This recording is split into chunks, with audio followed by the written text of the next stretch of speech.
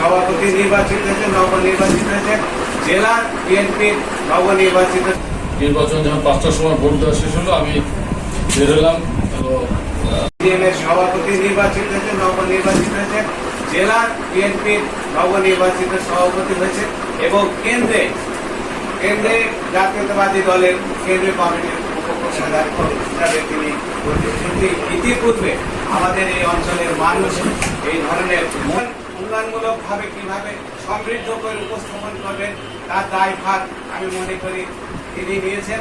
যারা তার প্যানেল আছে সবাইকে আমার পক্ষ থেকে অনেক অনেক তাকে পেয়ে অত্যন্ত উচ্ছ্বসিত, অত্যন্ত গর্বিত, আনন্দিত।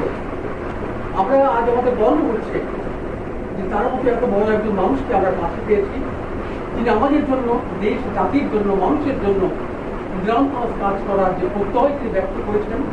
আমরা এই অনুষ্ঠানের উপলক্ষ হচ্ছে বিজেপি সভাপতি নির্বাচিত হয়েছে।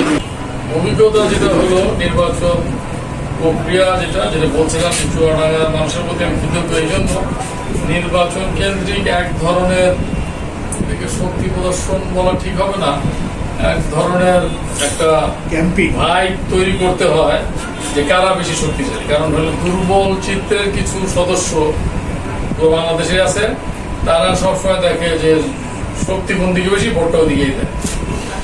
তো সেক্ষেত্রে আমাকে সহযোগিতা করেছে আমাদের 7টা কলেজে যারা চুয়াডাঙ্গার ছাত্র যারা, তারা।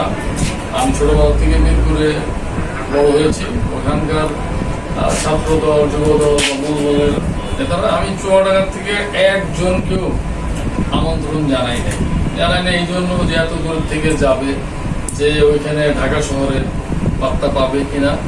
বাট আমি খুবই আপ্লুত। নির্বাচনের দিন আমি 7 ঘন্টা থেকে 8 ঘন্টা আমি একটানা দাঁড়িয়েছিলাম।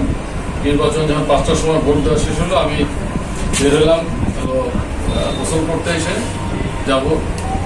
যে দেখলাম যে পুরো রেডিসন হোটেলের লবি থেকে শুরু করে খালি দেখি চুয়াডাঙ্গা। আমি এই জন্য আপ্লুত।